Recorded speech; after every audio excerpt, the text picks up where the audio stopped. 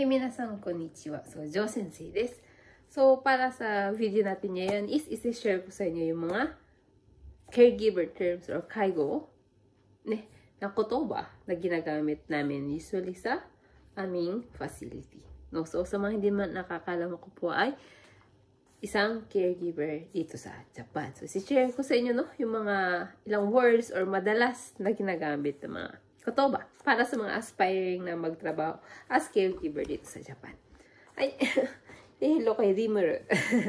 Ay, so, dito pala ako sa Ibaraki nagtatrabaho as a caregiver na. So, mga 2 years na. So, this year, 2025年 is 3年目. So, magti 3 years ko ngayong October. Ay, unahin natin. Siyempre, ang madalas na ginagamit ang ninchisho. So, we have ninchisho.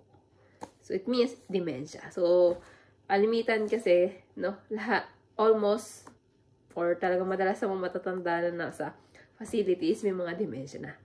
So, iba-iba kasi yung facility. Sa amin kasi tinatawag na tokuyo, na kung saan talagang, na lang yung mga matanda na parang iniintay na lang silang matsugi or something. Pero may na naman nag-rehabilitate na pwede naman silang bumalik. Kaso more on talagang malala na yung mga dementia nila. No? And then, so we have the haisetsu. So, haisetsu yung expression na tinatawag. So, pag sinabi haisetsu, pwede yung sa pag-ihi or sa pagdumi. So, haisetsu expression na tinatawag.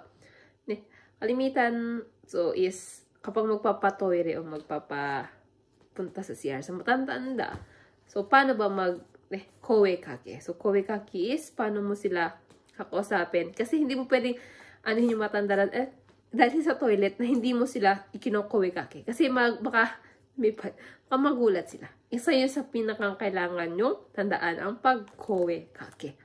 No? Pagagalitan kayo ng ibang hapon yung kasama pag hindi kayo ng kowe-kake. Kasi may mga matatanda na, na baka, sila magwala kapag hindi mo sila kowe-kake or like pag nagulat sila. May mga matatandang ganun. So, kowe-kake Hi. So, unahin mo natin, pag magpapatoilet, haisetsu is, sabi natin, pwede sabihin na kunwari, sumimasen, toire wa ikaga desu ka? Or, toire ni ikimashou ka? So, kapag naman may mga matanda kasi nag-kyohi, or like, ayaw nila. So, huwag mong pilitin.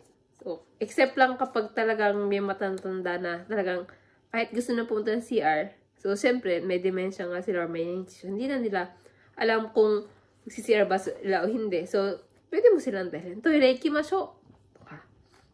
Meron namang matatanda na kapag hindi nakakatayo. So, siyempre, is ginagamitan sila ng omutsu. Diaper, no? So, sa ating kasi sa Pinas, sa mga bata, di ba pag nag-omutsu tayo, so normal na, or diaper, normal na diaper lang. Dito kasi pag matatanda, nilalagyan pa ng pad, or patto na tinatawag. So, sa omotsu is meron pang patto na in Japanese. So, iba-ibang size yung depende sa kung gaano kadami yung ihi ng matanda.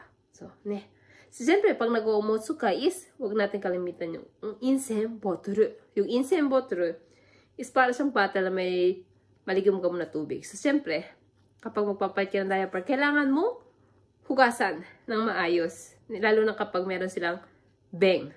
Or lalo na pag marami sa high beng na tinatawag. Yung kapag dumumi sila. Siyempre, kailangan mo linisan yun. So, meron sa amin is gumagamit kami ng seishiki na taoru. So, atatakay taoru siya. So, siyempre, kailangan mong pamunas. No? So, we have seishiki taoru na tinatawag. So, kalimitan, seishiki lang. Minsan, di namin siya sa amin taoru. Seishiki. Hi. And then, sunod naman natin is shokuji kaijo. So, when say shokuji kaijo, so yun yung mga matatanda na hindi nila kayang kumain mag-isa. Or like, pag sila naman yung kumain mag-isa, pwede silang mabulunan kasi mabilis silang kumain. So, pwede silang mabulunan. No? So, we call shokuji kaijo. So, shokuji kaijo is yung pagtulong sa matatanda na pakainin sila. Or like, ikaw na yung magpapakain sa kanila. Kalimitan doon is more on mga pesto na pagkain. So, yung shokuji kaijo, minsan, pinapaikli nila dito. So, tinatawag namin shokkai. Shokkai is a short term for shokuji kaijo. Hi. And then, so, meron din naman tayong tinatawag. Siyempre, kung shokuji kaijo is, meron tayong tinatawag na toromi. So, yung toromi is powder siya para, ano tawag dito? Para patigasin, para hindi mabulunan yung matanda. Kasi, di ba, pag normal na tubig, maraming matatanda na pwede silang mabulunan. O mosekomi na tinatawag. Nilalagyan mo siya ng toromi para medyo lumapot yung tubig or like juice nila. No? Or ocha nila. Toromi. Hi. And then, so we have, pagpanggabi or mga nagpapanggabi is, meron kami tatawag ng moshi okuri. So, moshi okuri yung mga nagpapanggabi or yakinsha is nagsusulat sa moshi okuri. And then, ayun yung mga nikinsha or mga pangumagas, babasahin nila yun. So, sa amin kasi is meron kaming tatlong shift. Meron kaming hayabang, apat pala, hayabang, nikin, osobang, at yakin. So, last time, kahapon, aki ako kahapon. So, kaya yasumi ako ngayon. Hi. And then, nandaki ka? Ano pa ba? Okay. So, kumene. So, medyo paano-ano tayo sa ating mga katawa. Kasi kung anong maisip ko, ito naglista ako, kaso ako nalista ko na. Yes, diba, sabi ko kanina yung beng na tinatawag. Hi, beng. No, sa pag nag-homo. So, dito ko lang din natutunan sa jowa ko hapon. Kasi katrabaho ko yung hapon. Jowa, no? Yes, sa kanya natutunan yung KOT or koto na tinatawag. Kasi pag sinabi natin koto, ito yung beng. So, doon ko lang natutunan kasi lagi kong gagat beng ng beng. So, yun, koto na tinatawag is a term also for beng or dumi. Dumi, no?